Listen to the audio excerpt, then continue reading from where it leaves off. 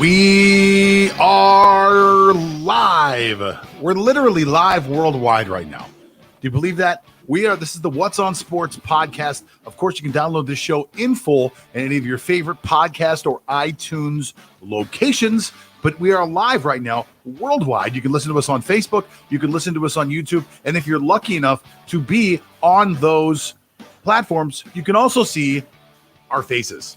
My name is John Todora. They call me the Sports Trader. And with me today, my co-host, my sidekick, and the guy that actually runs the whole thing over at whatsonsports.com. He is the editor-in-chief. His name is Michael Schussler. Michael, how are you today?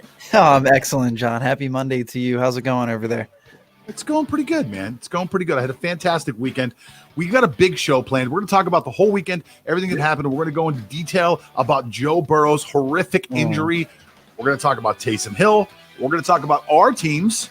We're going to review the game that's coming up tonight. But before we go any further, I just want to remind everybody that our show is brought to us today by Sports Trading Systems. If you'd like to learn how to trade sports like other people trade stocks, you go over to sportstradingsystems.com, and that methodology can be taught to you in a heartbeat. You don't have to know how to use a computer. You don't have to know how to do anything. All you need to do is be able to click the button, swipe your credit card, and learn all sorts of good stuff. It starts with a training tutorial, some videos. You guys can learn lots of stuff over there. There's also lots of free information if you want to go over to sportstradingsystems.com and check out what they're doing over there. Now, let's talk about, you know, when you say it like that, it sounds like a disease or something. Go over to... You need money-making disease, I'll tell you. It's a money-making disease. That's what it is. Sportstradingsystems.com. It's addictive. I bet it's really great stuff for everyone out there listening. Sportstradingsystems.com. It's super easy. Like John was saying, you don't really have to know anything about the lines, how betting works. John tells you exactly what to do and when to do it. It really couldn't be easier. It's literally making money every weekend, but people miss out. So I'm going to tell you about a little story today. You know, I wake up today and I'm like, you know what? I haven't been to the gym in like 6, 7, 8 days. Last week, I just didn't feel like it. I drank too much on the weekend before. Little hangover kicked in. I did like some workout routine in my room. But I'm like, you know what? I'm going to the gym. I'm gonna get a good workout in. Go to the gym. I mean, dude, I'm lifting heavy weights. I feel like a man. I feel like I got my testosterone going. I mean, I am firing on all cylinders. I come into the show today. I'm ready to do something good. I'm like, Michael, thinking that Michael's going to be in the same zone I am. I'm like, Michael, how you feeling, man? You ready to get this show in? He goes, yeah, I don't know, man. I got this. I tried this dry shampoo, and I feel like I'm like, what are you talking about? What is dry shampoo? I know this is a sports show. I got to know though. What is dry shampoo? Apparently, dry shampoo is like a hairspray, and I guess you put it in your hair when you don't want to wash your hair or you don't want to like get it wet. You don't want to rinse your hair, so you can still spray it with dry shampoo. So there was a general fear today of getting your hair wet. No, it was lack of time due to preparation for the show. Because I had so much work and get ready and be here on time. So I neglected my own personal hygiene for preparation for this show. Okay, so just laying around your bathroom, you've got you've got shavers and razors and like lots of other manly stuff. And then you've also got dry shampoo. The dry shampoo is not mine. That was my girlfriend's. She applied it for me and I don't like it. Put that on the record. I don't like it at all. And I'm not going to use it again. It smells weird. All right. I don't like the way it feels. I'm against dry shampoo. All right. I wanted it documented that you not only did you use dry shampoo, but that you are absolutely positively against all dry shampoos. Now, we've talked about you and your special weekend. Let me tell you about mine. Not only did I win money by following a Sports Trading Systems guide to show me how to actually invest in the lines. We had a great weekend, but I actually used, and I'm going to give you a little credit here. I actually used portions of your methodology to pick out and I never play fantasy. I never play daily fantasy. I have fantasy leagues. I'm in a couple leagues. I'm had just such a bad year with injuries and everything like that. It just hasn't worked out for me. But I did daily fantasy this weekend. I never do it.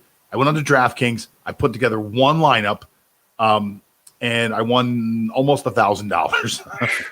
Wow. Nice job. Absolutely crazy. Absolutely crazy. I used some of the principles that you taught me, like some of the stuff that you showed me. I went down the lineup. I actually would have done much, much, much better. I would have done much better. I had 2 duds that just destroyed me, but I took Jacoby Myers for the Patriots, and I took the Dolphins defense, which has been, as we've talked about, a top 5 defense. Yep. I just had it. Look, they didn't have a miserable day, but they didn't have a great day either, and they were put in a bad position. And, it just didn't work out. So, but I didn't do bad. I think I won like $970 total. I entered the same lineup into 4 different, what are they called? Contests? What's it called when you do contests. It depends on, if you were doing like a tournament or cash game, 50-50. I don't know what you entered. I guess it was. Yeah, they were tournaments. Okay. They were tournaments. Okay, so they're called tournaments. All right, so this is how little I play daily fantasy. But by following some of the stuff that you showed us on the show, and this is no BS, I won $970. Now, in full disclosure, I spent $175. So I really only won $700 and some dollars. But still, great return on my investment. Mm-hmm. Great return on my investment. I was super happy with what you showed me. Did you play your boy Deontay Johnson? I did not. Oh, okay. I did not, because I went purely analytics. So in my head, I had this feeling that somebody was going to go off against Jacksonville. But with Pittsburgh, it's very hard to figure out. Is it going to be Juju? Is it going to be Deontay? Is it going to be Chase? In my mind, I thought Deontay, because Deontay's been getting a lot of the targets. That's right. And he got, I think, 15 targets or 16 targets in this game. 16. So I was right about the target load, but I didn't. I just tried to stay away from. I tried to stay away from my heart, and I went with just strictly, numbers. That makes a lot of sense. I wish I had taken that approach. I did play Deontay Johnson because always his value is just so good, and he's always $500 to $1,000 cheaper than Juju and Chase Claypool, who are both crazy, fantastic. Right? But Deontay Johnson is Ben Roethlisberger's preferred target. We'll talk about that later. What I mean is, I wish I had not followed my heart so much, because I played Lamar Jackson as my quarterback in DFS. Really brutal. I mean, I'd rather not talk about it. I know it's on the list, and I know we have to talk about it, and we will. So I'll say, I don't want to save the heartbreak for later. Yeah, I wish I had like a heartbreaking song we could play. Is that something that? Me too. No, that's not it. I mean, it's kind of scary. Like I'm kind of scared going forward, so that's appropriate. Heart of a Lion. Well, I have the Heart of a Lion jingle in there. I'll put some sad music in there, because we're going to need sad music as this season starts to wind down, because some people are going to be happy, some people are going to be sad. Unfortunately, the way it works out is at the end of every season, there only seems to be one team and one fan base that's really happy, and everyone else just tries to find happiness in what happened throughout the week, or throughout the year. We did well. As a Pittsburgh fan, last year was really a tough year to watch. But in truth, we tried to pull some type of positivity out of it by saying, hey, you know what? We were 8-8. We had no quarterback. We had a terrible we had a terrible defense the year before, but we were somehow able to fix that. If we only had a quarterback, we could be a lot better. Heck, we could even be undefeated. We all said that. And then look what's happening. This year it's amazing, but we'll get to that later. We'll get to that later about how most Steeler fans are soothsayers and knew what was going to happen. But let's talk right now. Mm-hmm. Let's have a real conversation about what I thought up until late last night. I thought this was the game of the weekend. Packers versus Colts. Let me ask you a question. Did you get a chance to watch any of this game? Yeah, I did. And it was a great game. I mean, it looked way more one-sided throughout the first half. As always, Aaron Rodgers came out firing it. Packers were up 21-14 at the half. It was a good game. I thought the Colts were out of it. Truly, I did. I didn't think that they had, the firepower to keep up with Rodgers in that offense. And if anyone watched the game, the second half was a lot closer. Colts really came back. The game went into overtime, and the Packers were driving in overtime. That's what Aaron Rodgers got the ball first. The game's, they got this. It's probably going to be like a 90% chance that it's a Devontae Adams touchdown to win the game. That's what they wanted to do. Sure. And then if you watch the first drive, actually, the very first drive, they leave Devontae Adams wide open in the slot. Yep. And I'm thinking, what are you doing? It's a 17-yard pickup by arguably the best wide receiver in football who no one covered. No one covered him. You forgot that guy? Yep, exactly. And then what happened? Aaron Rodgers trusted Marquez Valdez-Scantling. Oh. He threw him the ball. Never trust a guy with three names. Never trust a guy with three names. I don't trust a three-namer either. I don't trust a three-namer either. I don't. Unless it's in basketball. In basketball, I love three-namers. Yeah, but not in football. Not in football. Right. In football, not in football. Can't trust it. Although Clyde Edwards-Helaire has been pretty good. Okay, well, he's yet to be seen when he's going to fall at the wrong time. Juju Smith-Schuster happens to be one of my favorite football players. But end of the game, Juju's been known to spit the ball up. Right. Three-namer. And of course that happened again. And if you've been watching the Packers all year, MVS, Marquez Valdez-Scantling, he drops a lot of passes. Yes. He makes bad plays. He makes boneheaded plays, and Aaron Rodgers stares daggers at him, and almost like a father does to a disappointed son or a disappointing son. But after last week, you really thought he turned a corner because the kid had a huge game last week, made huge catches. So if you're Aaron Rodgers, you got to be thinking, okay, it's his time now, right? You would think, and he was rewarded. I mean, that screen pass in overtime was set. That's a setup. Valdez-Scantling play. You know, it was. They're trying to get the ball in his hands. I don't know why you don't do that to Devontae Adams, who's clearly more explosive. But either way, you give it to MVS. You see, let him beat a guy. Unfortunately, Darius Leonard, a guy who we bring up every week, causes a fumble. Absolutely. And that's the game. Rodrigo Blankenship. So if you watch it, I watched a lot of the game. That game was on early, and I happened to watch a lot of it because. Honestly, I turned the Pittsburgh game, which I never do. Third quarter, I turned it off because I'm like, I just want to watch some real football. It was the Jacksonville Jaguars are so bad, which again we'll talk about later. But and I switched over and I started watching this game, and the Packers had been up and the Colts had come back. And believe it or not, this is something that I'll tell you on that daily fantasy lineup that I put together. That was the winner. Phillip Rivers was my quarterback. Bold, a huge value. Yes, I saw it coming. I just felt the value, because the thing is Phillip Rivers will just never stop throwing the ball far. Like he will throw 22-yard dimes, and he'll also throw 22-yard ducks all game long. He just never stops. 3 interceptions, 4 interceptions. He just doesn't care. He's just going to keep throwing. So my thought process was, Packers go out big in front, which they do. They say they get the lead.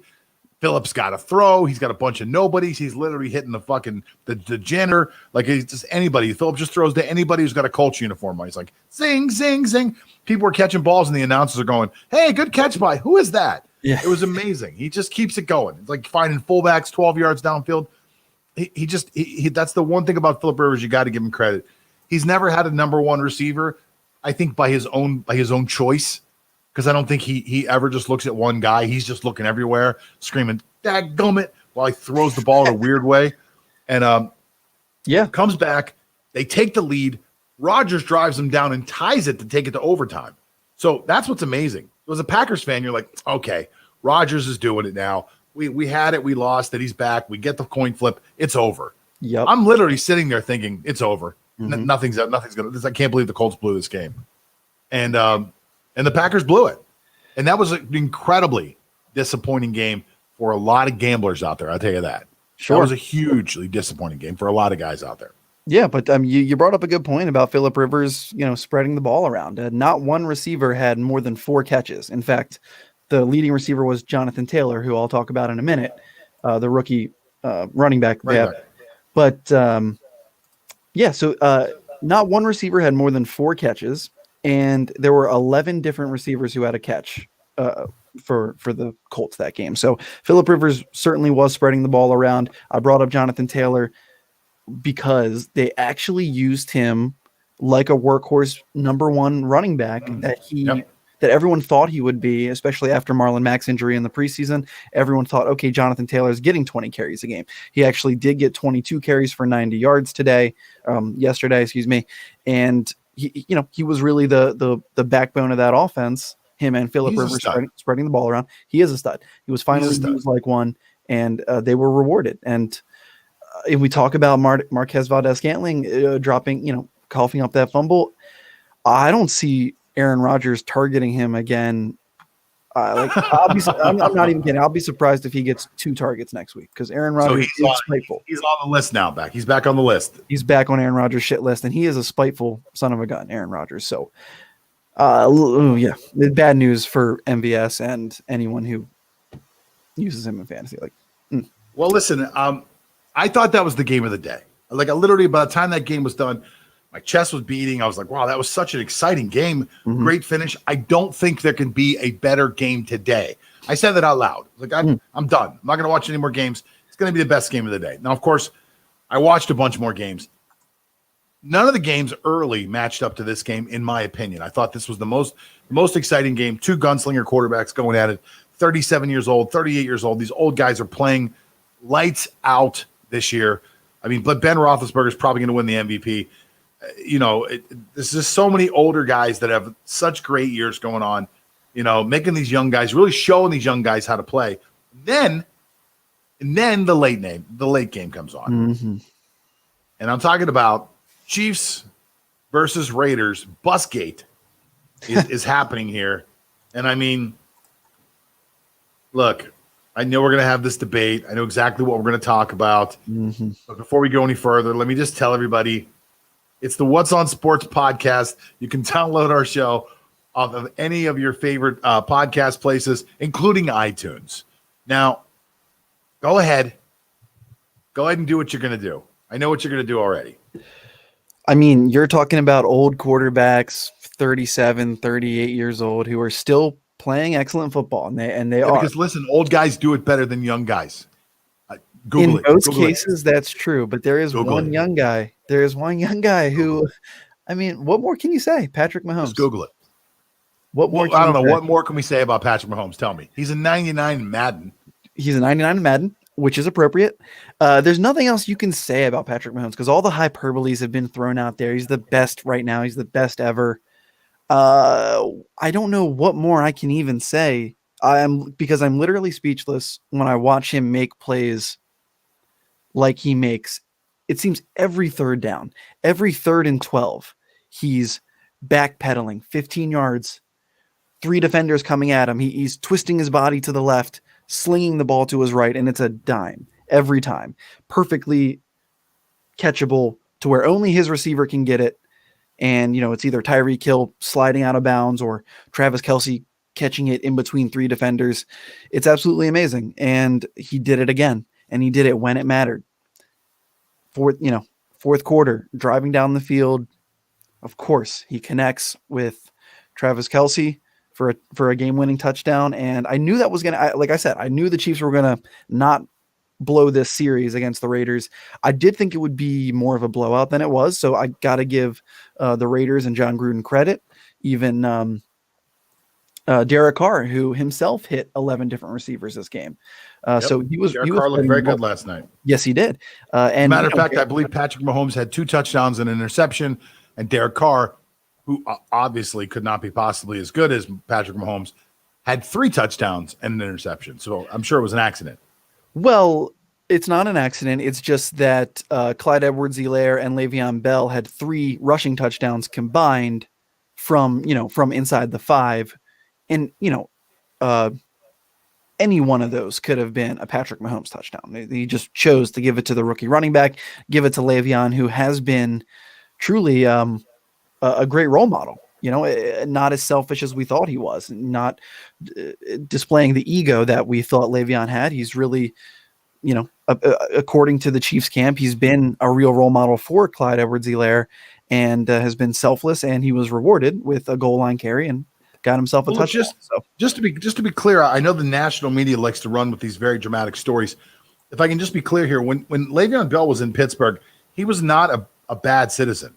Okay, at one point he did get caught smoking some pot, but I mean, as a teammate, the guys liked him. As a role model, he had that one moment, but aside from that, he was a good kid.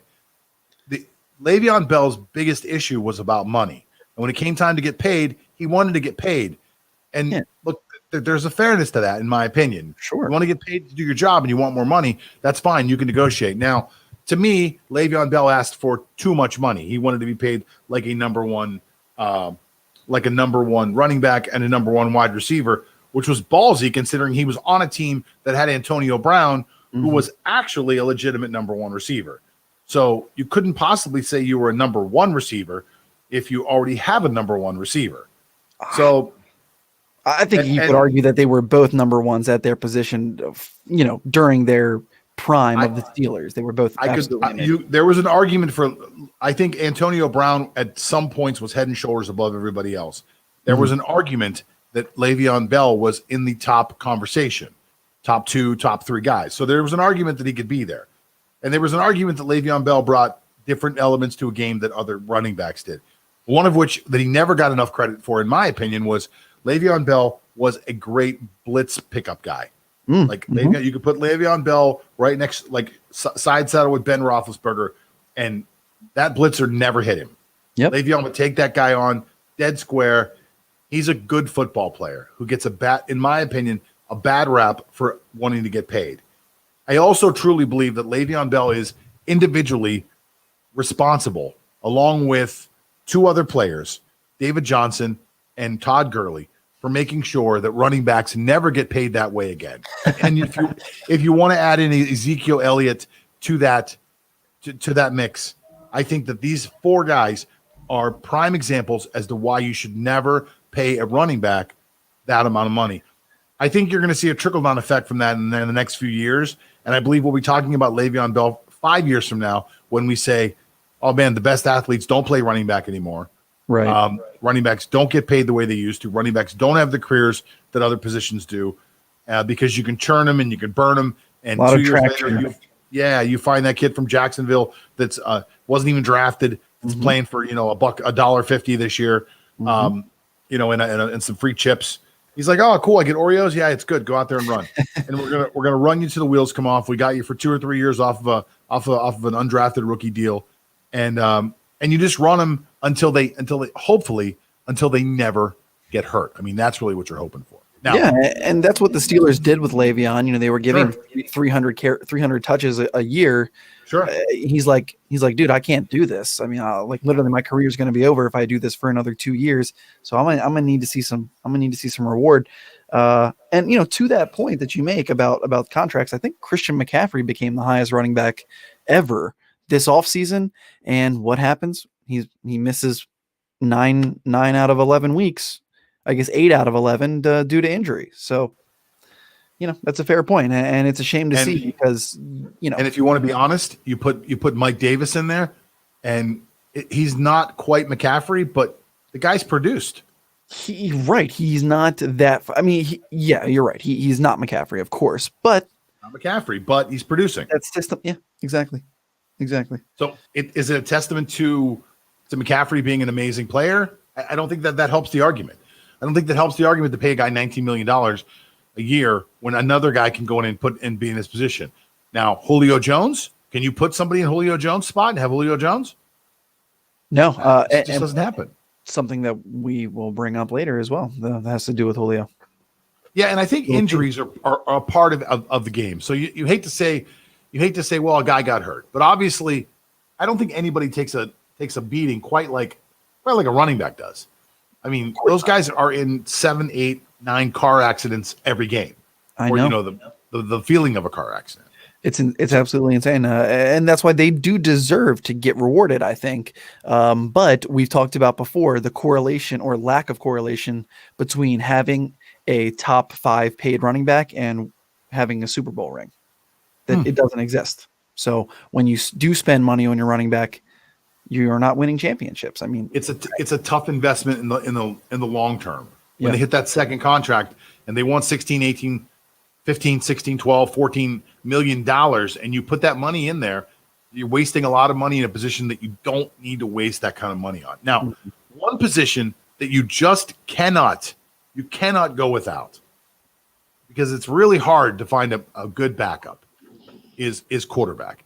And we're going to talk about how Joe Burrow suffered a season-ending injury. And I got to be honest, for a Ravens fan, you're pretty broken up about this. Dude, I'm bummed, you're visibly shaken about this whole thing. It's terrible. I mean, it's the worst news that we've had since Saquon, exited with a similar injury, except not quite as gruesome as this. This injury was so gruesome, if you want to say, that they didn't even show the replay. And you can look it up, you can Google it and find it. And I have DVR, so I was able to go back because I guess I'm kind of weird, and I it's not that I like watching it, but I do want to see how it happens. They would not replay that though on air because of how gruesome his knee was, and it's just a shame. Like I said, yes, I'm visibly bummed. It was seriously a complete downer for the whole day. Nobody wants to see that. It's bad for the game. It's bad.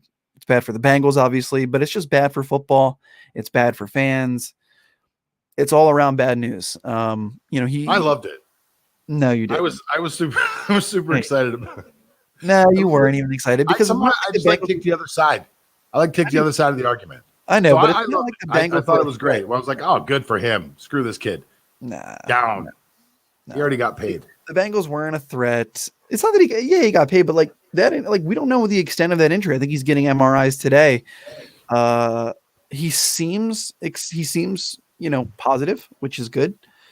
He kept his head up, which is you want to see because that kid he's a real leader and he is a real franchise quarterback. And we talk about how cursed the Bengals are. People have been talking about that since Bo Jackson, and I don't know if it's a curse. Like, are the Bengals cursed from accidentally? So for the people listening out there, Michael's referring to Bo Jackson played his very last game against the Cincinnati Bengals. He was tackled in what seemed to be a very innocent, totally legal way. Dislocated his hip, tore nerves, and was never able to really perform on the football field again. I think he played baseball again, but he was never really Bo Jackson again after that. Right, and I think medical experts have said that it wasn't even the defender that hurt Bo Jackson. The defender did wrap Bo's legs up, from behind, but Bo Jackson was so powerful that his own force of, trying to keep going is what popped his own hip out as the defender's holding onto his legs. And Bo Jackson said, "No, I'm going for more." That's what popped it out. And that's what hurt. Yeah, it was the torque. The torque. The torque that Jackson actually was able to create himself. Yeah, Bo Jackson now actually, he seems to be doing very, very well. He's an avid bow hunter, loves archery. Yes, and he loves making his own arrows and using a vertical and a compound bow to go out and provide for his family. So at least he's able to do things, because I think anything that Bo Jackson wanted to do, he could do. But it was a shame that he was kind of taken from the public from the public view of watching someone so powerful and so majestic play a sport. So listen, Bo Jackson was definitely a stud. I don't know if that started the curse for the Bengals, but it has been downhill since then. They were an okay team in the 80s, made a couple Super Bowls, but it has really been bad ever since. Even in their best years, they have somehow figured out a way to screw it up. I think the only thing worse than being a Bengals fan is being a Browns fan. They're just absolutely awful as well. And I think the only thing that maybe ranks somewhere in there is to be a Jets fan, if I'm being totally honest. And the Jets have a really good chance of being winless because they just lost another one this weekend. But let's not talk about that. Let's move on to the next game. Now, this game I also hit big on because I actually had the under in this game. Mm-hmm. Now, I had the under. One of my systems came up to made this game pop up into my radar. Had the under before the game we ever knew Drew Brees wasn't going to play. And they came up with a system. By Tuesday, they take Drew Brees isn't going to play. He's got 72 broken ribs and 7 punctured lungs, so he's not going to go out and play. We don't even know the quarterback's going to be. They announced Taysom Hill on Friday. I'm thinking, oh, this is great. My biggest fear of this game was that Atlanta was going to come in and just be throwing smoke. I'm thinking, oh boy, this is a good offense. This is not a bad offense. It's a good offense, good quarterback, great wide receivers, decent running back, okay offensive line. Atlanta can't stop anybody, but the one thing they can do is they can actually throw the ball. New Orleans comes out and just, I think they had 9 sacks. Was it 8 or 9 sacks? What was the final number? Let's see. I can look that up. They were all over him all day long. Matt Ryan couldn't even set his feet. I mean, that guy looked like he was throwing out of a pile of people every time he threw the ball. It was so brutal. And you have to think to yourself, again, going back to watching the Steelers last year, and you compare the Steelers defense to this year. The Steelers defense last year was much, much better because they knew they had to be. And the New Orleans Saints, they've had some okay games. Their defense has been hit and miss. Obviously, they played Tampa a few weeks ago and played lights out. But they came out in this Falcons game and said, you know what? We got to help Taysom Hill out. We got to help Taysom Hill. We got to get after the quarterback. We got to keep them off the board. And they were vicious, Michael. Absolutely vicious. Absolutely. They had 8 sacks, by the way. So the Saints had 8 sacks. The Falcons allowed 8 sacks. But the Saints, this was a full victory for the Saints. They destroyed on time of possession. They had 168 rushing yards, had 52. And the main thing about why I think the Falcons were so bad is because Julio Jones could not stay on the field. He was dealing with some injuries coming into it, but they were coming off a bye week. So you would have thought that he was healthy enough and recovered enough to go out there and play a full set of snaps. He wasn't. He was in and out of the lineup. I think he played less than half the snaps, finished with only 2 receptions. Yeah. And when Julio Jones doesn't play, Matt Ryan does not perform. He's a completely different quarterback. He was 19 for 37 yesterday, 230 yards passing and 2 interceptions. They didn't have one rusher with more than 26 rushing yards. So they couldn't get anything going on the ground. And aside from Calvin Ridley, who had a modest 5 for 90, that's solid. They could get nothing done. And Julio was absent. And when that happens, like I said, Matt Ryan is unable to look like an elite quarterback, which we all know he can be when he has a full squad out there. So I think I took 2 things away from this game, and the first thing I took out was the Falcons stink.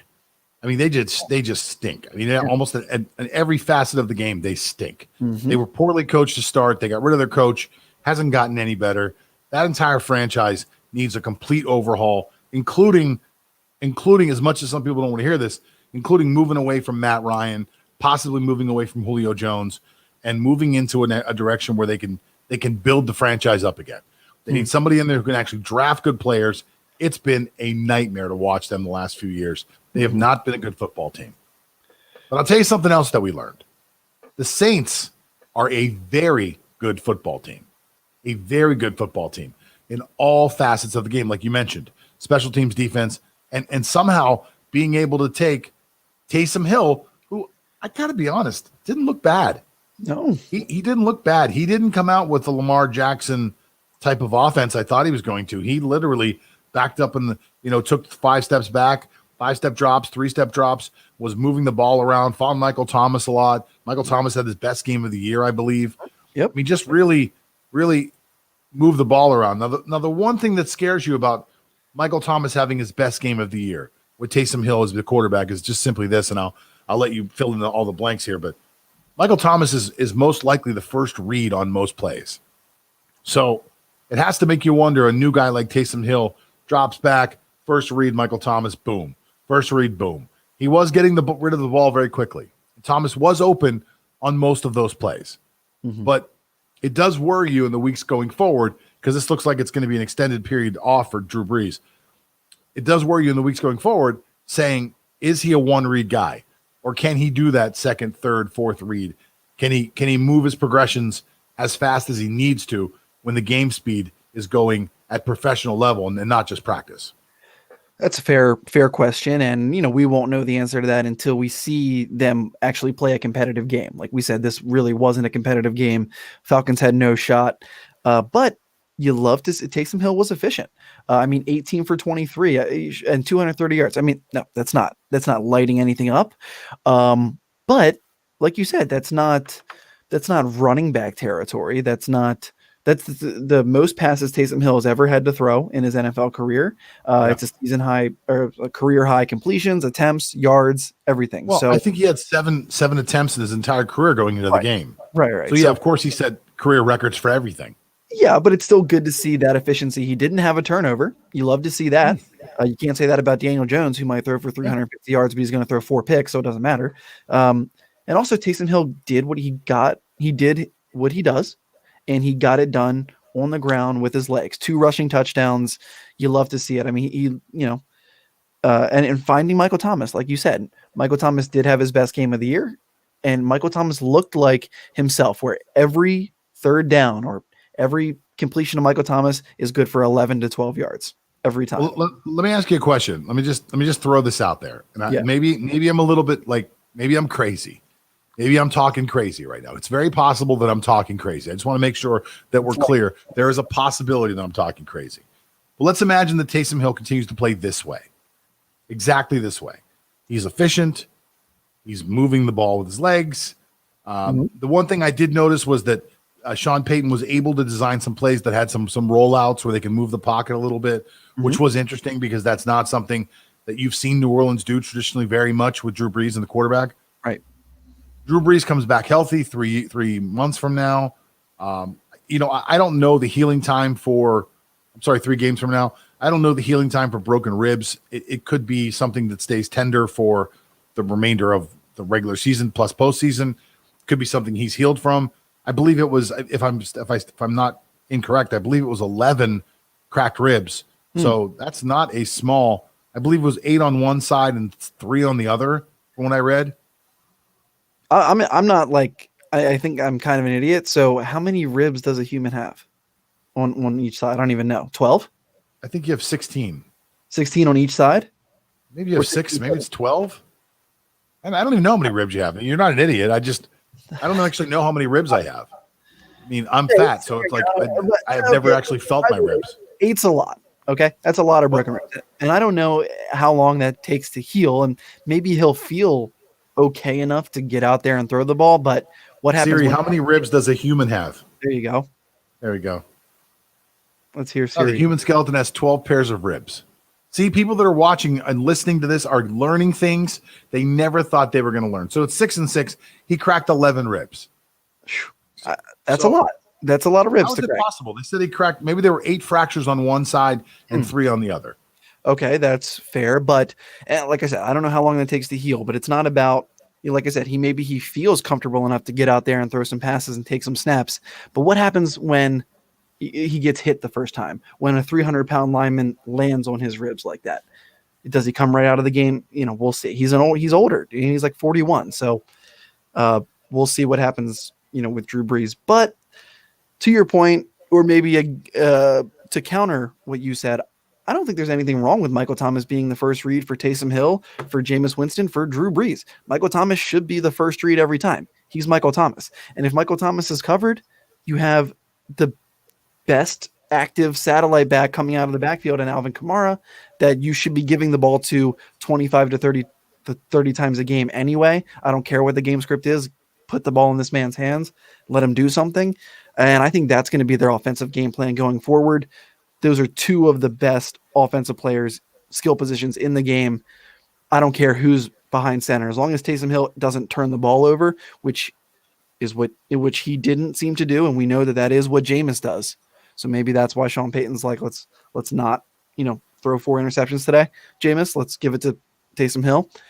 I think that should be their plan going forward, and the defense might know that that's coming, but they've known that that's what the Saints want to do on offense for 3 or 4 years now, and it doesn't seem to stop them. So I just looked it up just to be clear. Drew Brees had 11 rib fractures. So he didn't have 11 broken ribs. He has 11 rib fractures. So some of those ribs were cracked in multiple areas. So again, if you've ever had, I've had a broken rib before. I've never had a punctured lung. I've had a broken rib. I will tell you that and I consider myself to have a pretty high tolerance for pain. A broken rib is extremely painful. 11 rib fractures must be horrible. Like, you can't laugh. It hurts to breathe if you sneeze. Like, there are a lot of things that you just can't do with a broken rib. 11 and a punctured lung. Like, I don't know. I don't know if he comes back at all this year. So if he doesn't come back, it looks like the Saints are actually going to be okay. That's just my opinion. We'll see what the next few weeks bring. We'll see if Jameis ever hits the field again. But now I'd like to talk about something that I'm sure you've been waiting for. Like, you've been like, what do they call it when you're like licking at the chops? You're like, oh, I can't wait to talk about what happened with our teams this weekend, because, you know, Johnny and I love to talk about how our teams are doing, and, you know, because our teams are both so good. And it's fun to talk about it because we're also playing each other this week, which we'll be forced to talk about on the Wednesday podcast. So we won't go too deep into this, but let's go over each game one at a time. And so if there's any Ravens or Steeler fans, oh my God, what happened here? Only Ravens or Steeler fans out there. It looks like maybe the Titans beat the Ravens 30-24. And I got to be honest with you, I actually watched this game. It was on the second TV, and it was an interesting game, to say the least. Please tell me what happened. I don't really think there's too much to discuss on this one. We can just move on. No. Listen, let me tell you my experience watching this game. I'm watching the game, and I'm torn. You know, I'm thinking, well, I want this to be a hard-fought game, tough game, because I know Pittsburgh plays the Ravens Thursday night. It's always a tough game between those two.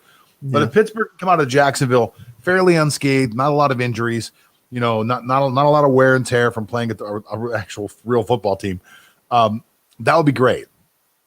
And if the Ravens can have like a knock 'em out, bang 'em out game with the Titans, that would be nice. But I'm thinking, do I want them to win or do I want them to lose? Now, psychologically, I'm thinking if the Ravens lose, I think this puts them in fight or flight mode coming up on Thursday. And I don't know if you want to play the Ravens in a game where they feel it's a must-win game. Shit, dude, Ravens have had must-win games. The last 3 weeks have been must-win games. So I don't even want to hear that or give them any excuse. Like, no, this was a must-win game against the Titans. I mean, we're already out of playoff contention. I'm not contention, but we are out of the playoffs right now. If we're to end today, we're in the hunt. The Titans took our playoff spot, and now they have the advantage on in the head-to-head game. So, ladies and gentlemen, this is what defeat sounds like right here. Listen to the tone. It's not defeat. It is the tone of a defeatist. No, it's not that. It's just that it's frustration. I mean, like, come on. God, the Ravens should be better than this. Like, they don't want to talk about it. I don't want to talk about it, but they should be better than this. It was, God, it felt like deja vu watching that game. And, you know, like, what do I take away from it? I mean, A.J. Brown is a man. A.J. Brown is an absolute monster. We knew that. Let me tell you. Yeah. I've been telling you that all year long. When that dude, when he caught that ball at like the 6-yard line, and you're like, oh, he's not going to make it. And he's like, raw. And you're like, oh, wow. He threw one guy like totally off him. Two more guys jump on him. He's like, no way. Like, he is a freaking man. His upper body is just, he looks like a wrestler, essentially. Like he's jacked. Wrestler. He's completely jacked. Shoulders are broader than any other. Broader than Derrick Henry's. And it's just insane to see that man with such skill too and finesse to catch the ball and do what he does with his footwork. I mean, you've seen the famous picture. You've seen the picture of Brown and DK, right? Yeah. Mm-hmm. Yeah. When they were rookies. Yeah. And that's a great picture. And you brought that up, and that is it's interesting. You have mentioned that you think A.J. Brown has the potential to be have a better career than DK Metcalf. And, you know, it's not necessarily fair because one of them has Tannehill, one has Russell Wilson, so the numbers are going to favor DK Metcalf. But, you know, I can't necessarily argue with you that A.J. Brown has that potential because he is a man. Like, that's the only way to put it. He couldn't be stopped. I mean, Marlon Humphrey is also a man, and he's also got that short area quickness too. Yeah. So he's in and out of his breaks way faster than DK. You can use him in a lot more ways than DK. Obviously, DK Metcalf is a larger human being. So, sure. and he may be a little bit faster just because he's so large. You know, we'll talk about Chase Claypool later if you want to, but you see a lot of people have trouble covering Chase Claypool just because he's such a large person. Mm-hmm. Small cornerbacks freak out when they're up against this large guy. So, but I think A.J. Brown is you're right. You guys have good corners, and A.J. Brown was throwing people off him the whole game. He was open when he wanted to get open. To me, if you're gonna start a franchise, pick a young wide receiver from the last 2 drafts. I would take AJ Brown. I told you that. And that's a fair point. But not just do we have good corners, John. We have Marlon Humphrey, who is the best corner at causing a fumble. Every time that he makes a play, he's trying to punch the ball out. Yes. Like that's his thing. And he tried to do that with AJ Brown on that reception at the 6-yard line. But AJ, oh my God, he's just so strong, and just that ball is not going anywhere. I don't care. He was punching it out. It was not happening. Laughing. Marlon Humphrey was punching the ball, and AJ Brown was like, "Little boy, go away! Go away, little boy! Excuse me." So I'm gonna go into the end zone here. Yeah. Now I will say that I think the running back number 24 came in the back and kind of pushed him in the end zone towards the end. Sure, but he may have got there on his own. Yeah, I think so. He may have got there without that help. I think so. And let me ask you: Would you call that play soul crushing? I'd say demoralizing. Demoralizing. I like that. Yeah, it's a good term. Now, what more can I say? Like, Lamar had just 186 passing yards. Part of the line. He does still know. Well, we'll get there. The Titans are the 22nd ranked against the QBs. They're in the bottom third of the league against quarterbacks, and this is the reigning unanimous MVP from last year, and he can't muster 200 yards or even 2 touchdowns against them. I mean, he had a beautiful play to Mark Andrews. You love to see that. And honestly, the Ravens offense was looking more fresh than it had looked. It was looking good, and then it got stale again. And they knew what we were doing. Third and short. It's Lamar trying to do a quarterback keeper, to the right side. And we knew that they were going to do that. I guess Greg Roman really just has to go. I mean, that's the consensus, I think, among Ravens fans and among pundits that are looking at that. I don't know what else there is to say. J.K. Dobbins finally was given, RB1 work, which he should be getting every week. He looked great. He is looked really good. He really, he's the best. He is, beside Lamar and Mark Andrews, he's the best offensive player that we have. And he needs to touch the ball more. He had 15 carries, 70 yards, and a touchdown. You love to see that. Well, just really quick. Your best offensive weapons are your quarterback, who's a running quarterback, your running back, who's a running back, and your other halfback, who's. So I mean, part of it is Roman's fault, and like I think the offensive coordinator takes some of the blame, but you guys have always had a good front office. Yeah. And your front office has failed to put weapons around a young quarterback. I don't think there's a bigger sin in football than having a young first-round quarterback and not putting the proper weapons around him outside of the people in the backfield. Now granted, they went out and got Mark Andrews. That was a great pickup for you guys. He's part of what should be an aerial attack that you can't stop. But in my opinion, you completely missed on the kid from Notre Dame. He's been almost invisible. Yeah. Brown is a nice trick weapon, but he should not have been a first-round pick. No. I said that back then. That kid is maybe a second-round, third-round guy. You take a shot at him, see if it works. Your first-round wide receiver has to be a winner. Has to be an A.J. Brown. Marquise Brown was taken before DK Metcalf and Terry McLaurin. I totally understand that. I don't understand that at all. I think he was only taking a few picks after A.J. Brown, if I'm correct. Yeah. Correct? Yeah. I thought he was the first receiver taken. It might have been A.J. Brown. I thought, but the point is, though, okay, so if not, then there's another guy you could have had. Right. And A.J. Brown would have been a monster in Tennessee. I'm sorry, in Baltimore. In Baltimore, I know. Monster. And, so Eric DaCosta, who's taken over from Ozzie Newsome, being arguably the best GM, in the league, or it was during his tenure. Ozzie was great. Yeah, Ozzie was great. But what Ozzie never really did, and what DaCosta doesn't seem to be doing, is getting talented receivers in their prime. We always go for receivers after their prime that are older, physical guys. Anquan Bolden, Steve Smith, Des Bryant.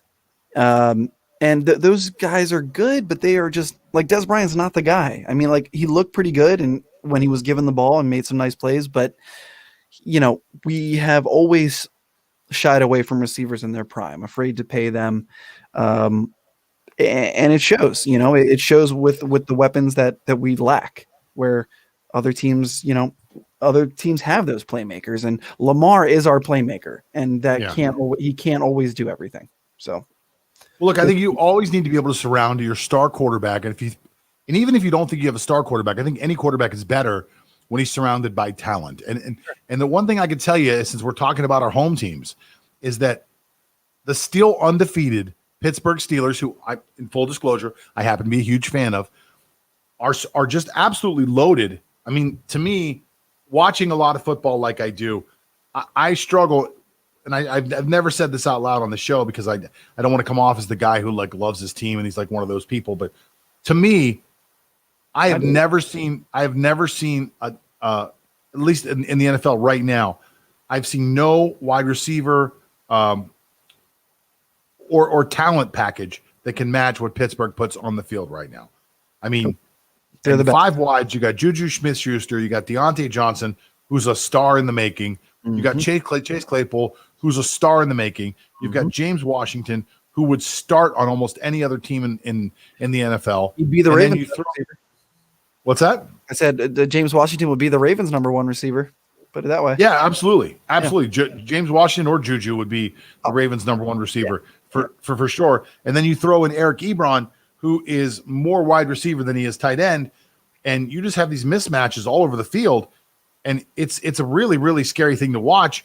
And if you look at it from just a purely football standpoint, this is how you can have a 38-year-old quarterback who honestly looks like he can't move at all anymore. Which, by the way, I want to have a conversation one day about that. How do these quarterbacks get to 37 years old and then suddenly they look like they're 90? Like they run like they're 90, like all of them. Brady, like any of them are all amazing athletes before, but for God's sakes, Drew Brees, Phillip Rivers, Ben Roethlisberger. Roethlisberger left the pocket the other day, and I was like, "Oh, Grandpa, don't hurt yourself." Well, he's had a lot of injuries and surgeries, so that could, give some reason why he's a little bit slow. Okay, but listen, Deion Sanders can still go out there and run a 4.5 That's because we're comparing Deion and Ben Roethlisberger athletically, and that's not fair. Okay, but Ben at one point was a decent athlete. Now he wasn't Deion Sanders, and I'm not even insinuating that he was, but he was a decent athlete at one time, and he was never these incredible wheels, but he could move a little bit. Watch him move now; it's like what he literally looks like something's wrong with him. Yeah, he's but crippled. He doesn't have to move because he has the best receiving core in the game, and not only that, just all these guys are homegrown. I mean, the Steelers are so good at scouting, drafting, and developing wide receivers. It's almost unfair to other teams. I don't know how they're so good at it. I mean, Antonio Brown's another example. What'd you say? It's luck. No, it's not. It can't be. It can't be because some of it is luck, and some of it is this culture that they walk into, where you're like, oh, well, we there's these media narratives that take over, and then people just buy it. So you look at Baltimore. Baltimore's media narrative is they're always prepared, they're always loaded for later. They've got the best GM in football, blah blah blah. Yeah. So when you talk to a Baltimore fan will go, yeah, he's pretty good, but he missed out on this, and this. But the national media never sees, like what you just said to me, you would never hear on a national show. But you'll hear it here because you're a fan of Baltimore and you look at it from the inside. So when I look at it, I'm like, well, there are a lot of wide receivers that Pittsburgh's missed on. They've missed on a ton of wide receivers. They got really, really lucky. Years ago, they drafted a guy named Hines Ward. Hines Ward recreated a culture for wide receivers in Pittsburgh that has just gone on and on. And Hines played long enough that it's like dogs. If you have a dog and you buy a bunch of other dogs, if the dog that you trained really well lives old enough, he'll train the other dogs for you. And then it just goes on and on and on. Because you can't say it's coaching, because Tomlin's been there for a while, obviously, but we've had probably 6 different wide receiver coaches. So one of which died. So, I mean, like there's been a lot of guys in and out of that locker room that have taught a different way. So it's not like so-and-so's the wide receiver whisperer, but it's just this culture. Chase Claypool got drafted, and instead of treating him like, oh, man, this guy's here to take our jobs, they all welcomed him in and were like, oh, cool, man. The guy lives on the condo upstairs above Juju Smith-Schuster. So, they're all palling around together. They all like each other.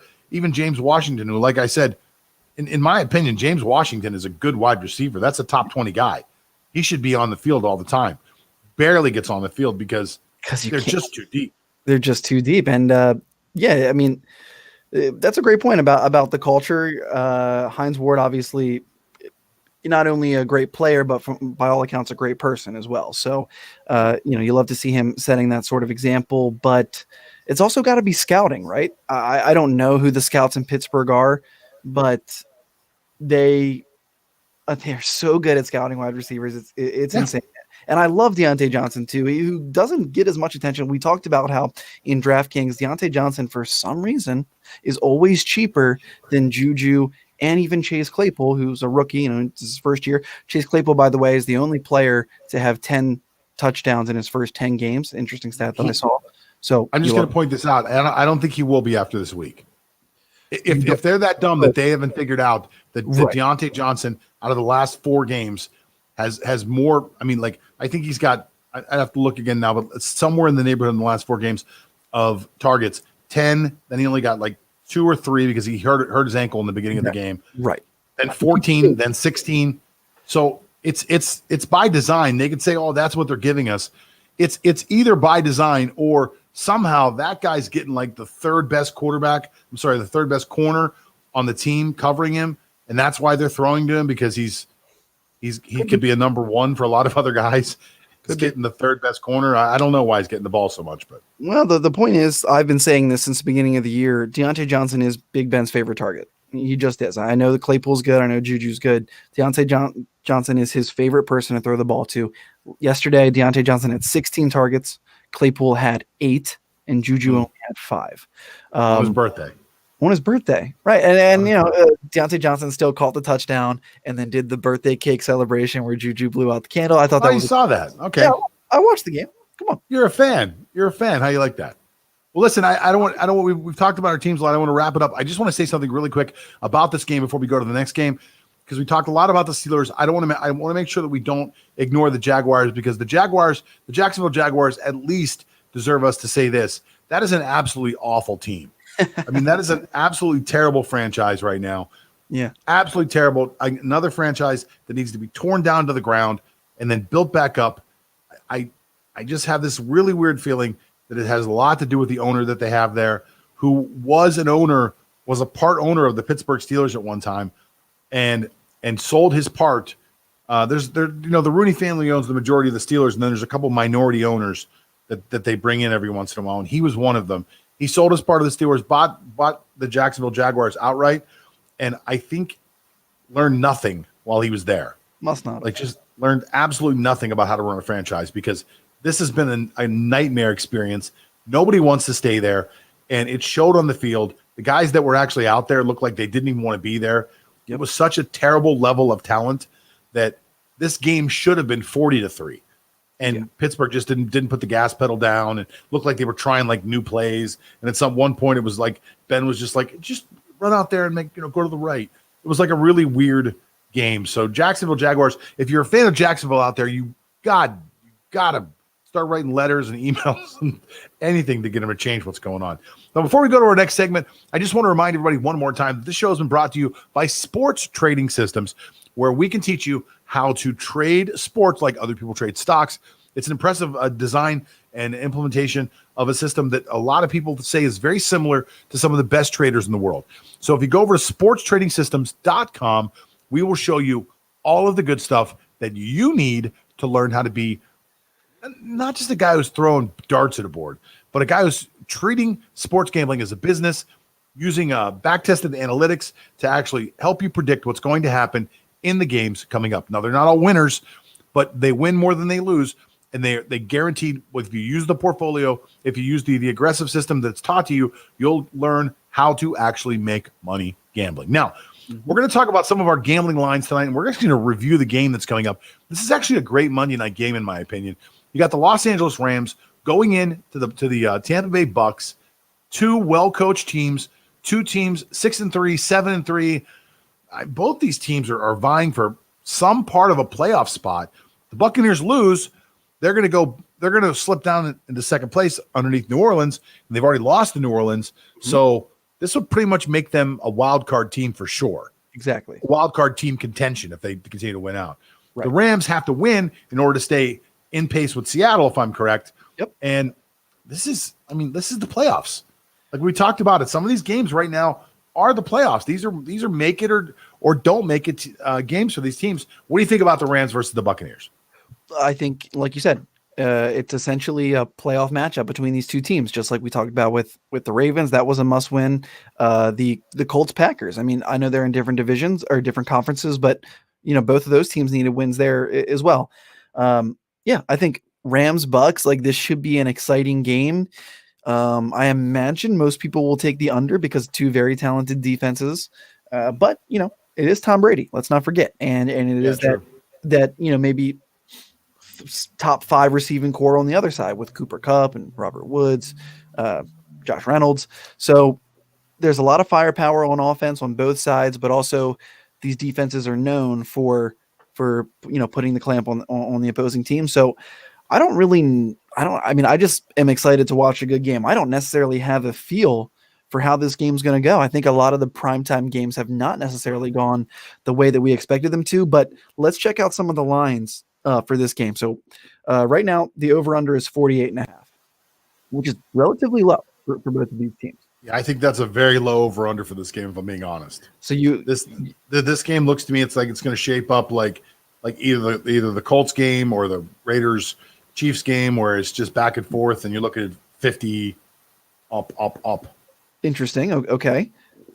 If that's how you feel about it, I mean, then as far as money line, the Buccaneers are favored at -205. Rams are +172. And the spread is Rams +4.5 at -114.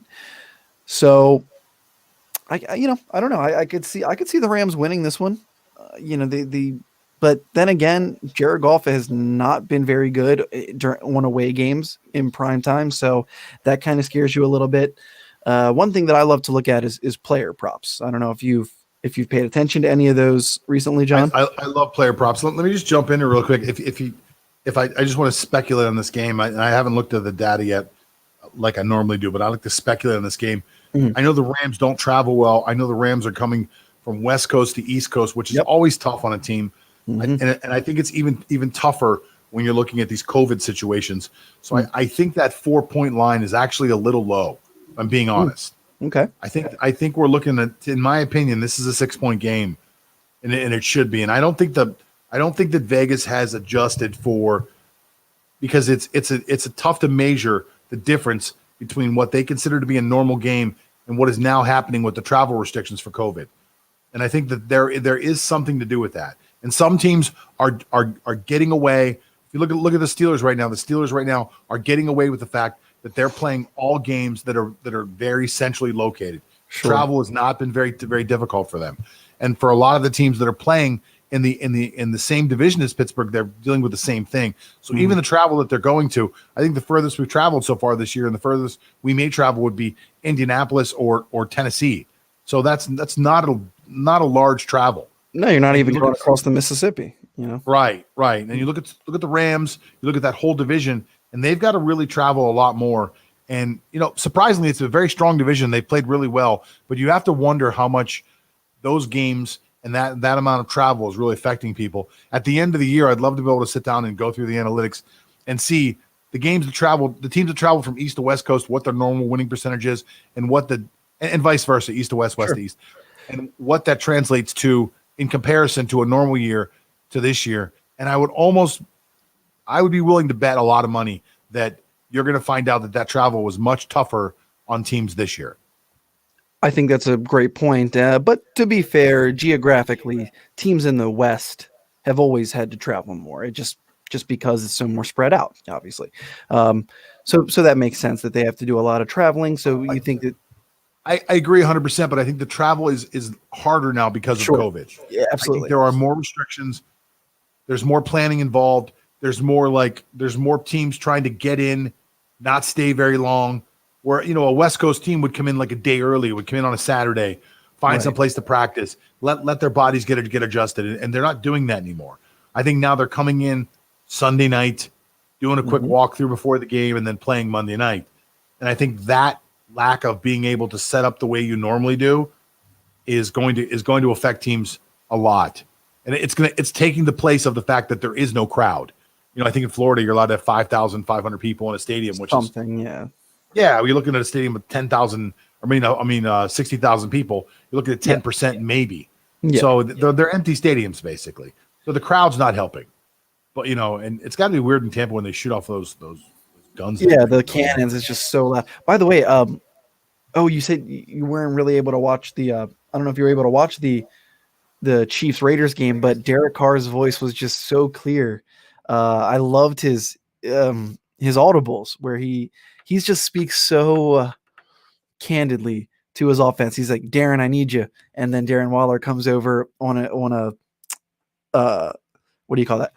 Motion, or he'll say, Nelson, I need you, and then Nelson Aguilar comes over on a motion. I loved hearing that, and he's always like, we're good, and he's winking at the defense and saying, we're coming. I remember this one play. It was a handoff to Josh Jacobs on the goal line, and he looks at the defense. He says, we're coming right here, coming at you. He told him what they were doing.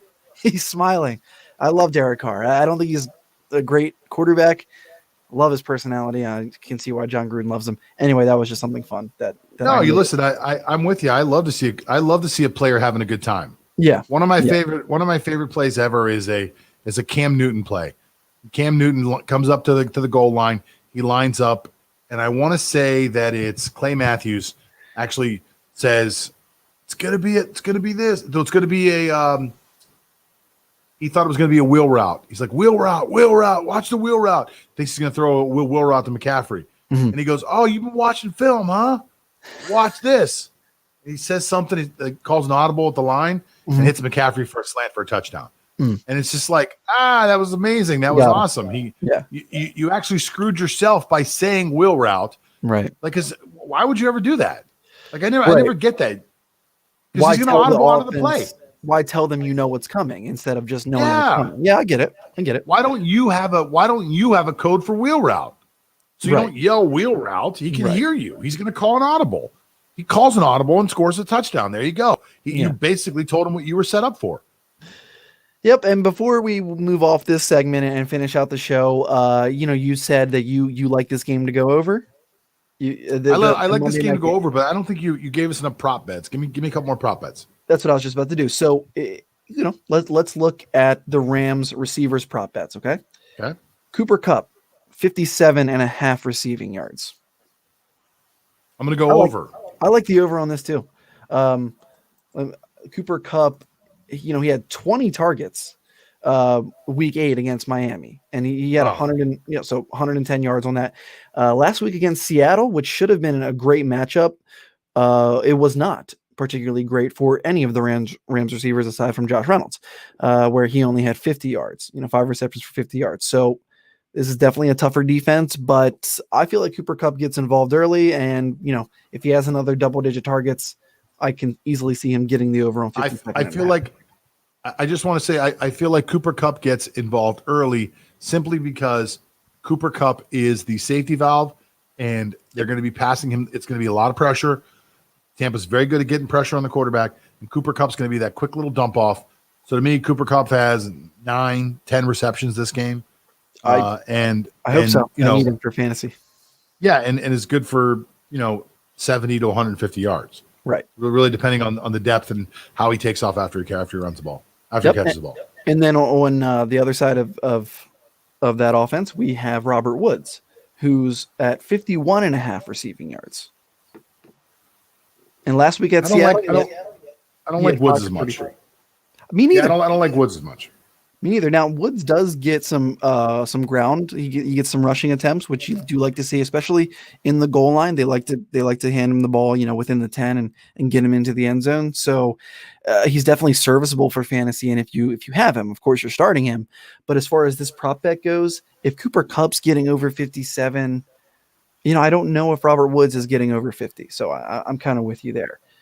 And then to me, this is a Cooper Kupp and a combination of those Rams tight ends getting a lot of targets over the middle. Going to beat the blitz. You're gonna make them pay for trying to blitz you. You're gonna hit the short ones, make them stop blitzing. And if you can do that, if you can make them stop and set back, then you're gonna start trying to hit them deep a little bit. Yep, that's fair. I could see it playing out that way as well. Now, the last Rams one we'll look at is their third receiver on the depth chart, Josh Reynolds, who His line for receiving yards is at 45.5.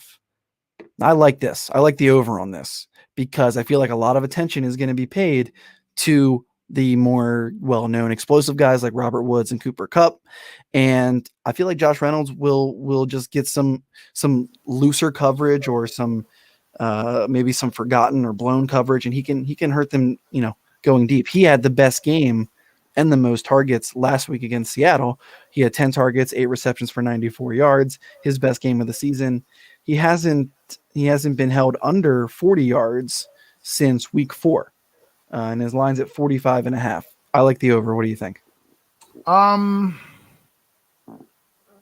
If I'm being completely honest with you, 41 is the number. It's 45.5. 45.5. I don't like a good game for Woods. I would take the over on Kupp. I would take the over on, like I said, on one of the tight ends. I would maybe take it over on both the tight ends if I think they're going to run what they. I see him coming out in a lot of like bigger packages to throw off what's going on. So if I understand how they run things in LA, I see him coming out with a lot of double tight end packages. That way he can keep max protection on certain plays and run some short routes and get guys open. So I'm going to go under. I'm going to go under on both of them. Okay. I'm not seeing a Gerald Everett receiving yards, but I do see Tyler Higbee at 31.5. I think Higbee's over, and we'll go give Everett a number. I say it's 20 yards, and I say he's over. I would take the over on 20 yards too, because they definitely like to get both of them involved. And then, Vegas did such a good job on the Bucs receivers that I'm kind of just scared to stay away to hit any of them. So here's the Bucs receivers. Mike Evans, 55.5. Hang on. For those of you that just joined us, it's the What's on Sports podcast. We're talking about prop bets. So if people don't understand what's going on. So if you don't know what a prop bet is, let me just explain this real quick for people out there. Vegas comes up with numbers, and basically they say, I think Antonio Brown's going to have 52 is the number. Is he going to have 52, more or less than 52 yards? And it's just an over-under bet. That's all it is. You're betting, is it over? You're betting, is it under? And odds are usually like 110 to 100 or something like that. It really depends on something like that. So I just wanted to explain to people that were at home and didn't understand what a prop bet was. So go ahead. Let's talk about the Tampa receiver. Well, and a prop bets too, John, they're a lot of fun because you don't have to determine the outcome of the game. It doesn't even matter what the outcome of the game is. It's pretty much predicting game flow or matchup based. If you think Antonio Brown has an advantageous matchup against the Rams corners because maybe Jalen Ramsey will be paying a lot of attention to Mike Evans, which is what I think will happen. So we started with Mike Evans. I would probably take the under on Mike Evans receiving yards at 55.5. I do think Mike Evans gets into the end zone because he's I think the third most targeted player in the red zone. So I do know that Tom Brady wants to get him the ball in the end zone. I mean, he's a big physical receiver, throw up a fade to him in the end zone, but I don't think he gets to 55 receiving yards. That's interesting. I think this game's going to be a shootout. I think it's going to be a shootout for both sides, and I'm going to go over on the 55. Okay. So we're opposites there. And then we'll go with Chris Godwin, whose number is bumped up a little bit. He's at 61.5. Yeah, Godwin's going to have 100 yards. It's going to be. I'm telling you. Let me tell you exactly where we're going to go here. We're going to go with Evans is going to have 75 yards. Antonio Brown's going to have right around 75 yards, and Godwin's going to have over 100. That's what I'm thinking. And Gronk's going to pitch in with 50. That's going to be the top 4 guys. So Tom Brady's going to throw for 350 yards this week. To those three guys. I think they're both going to get close to 400 yards. Woo. I think that tonight is going to be. I'm going out on a limb. I'm going to say something crazy. Last year there was a game. It was Rams versus Kansas City. It was probably the best Monday night game you'd ever want to watch. It wasn't great. It wasn't great football per se because the defenses were awful. But these guys, I think they scored like 150 points. It was insane how many points they scored. And they went back and forth and back and forth and back and forth. And it was just crazy gunslinging action. And I think that we're going to see the same thing tonight. I think both coaches are coming in, going to say, let's throw the ball. Let's give them good TV. Hey, let's say that does happen. What's the over-under on how many punches Jalen Ramsey throws when he gets burned for 300 yards this week? 1.5? 4.5. He's going to throw 4 4.5. punches. Yeah, it's probably fair. He's going to miss all of them and, not get punished because he's Jalen Ramsey. But I think Jalen Ramsey is actually going to do a decent job on Evans. I said he's going to have 75 yards. That's a He's lot. not going to be the focal point. You're going to stay away from Ramsey because, listen, there's a reality to the fact that 40-year-old quarterbacks understand is that guys like Jalen Ramsey can hurt you. Yep. And they can hurt you badly. It will cost you in points. So I stay away from Jalen Ramsey if I'm Tom Brady. Me too. But Tom Brady's a smart guy, and Jalen Ramsey talks a lot of BS. So I would, I'd like to see him get burned 1 or 2 times tonight. But listen, I think the reason you bring in an Antonio Brown, the reason you have a Chris Godwin, the reason you bring a Gronk out of retirement is because you know that you're going to, every once in a while, you're going to have this elite corners who's going to give Evans some problems. Mm-hmm. And Ramsey's got the length. Ramsey's the guy who can really go in there and give a guy like Evans a problem. Now, I want to thank you for being part of the show. We're going to be coming back Wednesday. It's going to be a short week for us. I'm just reminding everybody out there, because of the Thanksgiving holiday, we're only going to be broadcasting on Mondays and Wednesdays, on Wednesday of this week. And the next week, we go back to a full schedule, which is Monday, Wednesday, and Friday. Mm-hmm. For those of you that have never been to whatsonsports.com, it's a fantastic website. We invite you to go over and check it out, filled with tons of articles written by a myriad of different writers out there. We've got some great stuff coming up this week about Mike Tyson and Roy Jones Jr., and of course, we're covering football. The NBA draft is freshly out. NBA free agency. There's a great series coming out on the first female GM in baseball. There's a lot of great and awesome content over there with storylines that you won't find anywhere else. Go to whatsonsports.com. Don't forget to visit our sponsor, which is sportstradingsystems.com. Michael, you have anything else you want to say to the people before I say goodbye? I would just hope that everyone has a healthy and happy Thanksgiving, and spend time with your loved ones if you can. However you're going to do that, it's going to be weird. This is going to be a Thanksgiving unlike any other. Let's just be thankful that we're lucky enough to celebrate each other as a family. I mean, that's what this holiday is all about, is celebrating that family and giving thanks to things that we're grateful for. So I want to thank you, John. I want to thank all the listeners at home. Visit our website, whatsonsports.com, sportstradingsystems.com. Make some money this weekend. Brag on. It's nothing more fun than talking some trash with your cousin, watching football, stuff in your face. So it'll be a fun week. That was a very sweet and sentimental thing you said. I'm gonna cut it out of this show. That's fine. Put it into the next one because we're gonna do one more show before Thanksgiving. Well, that's true.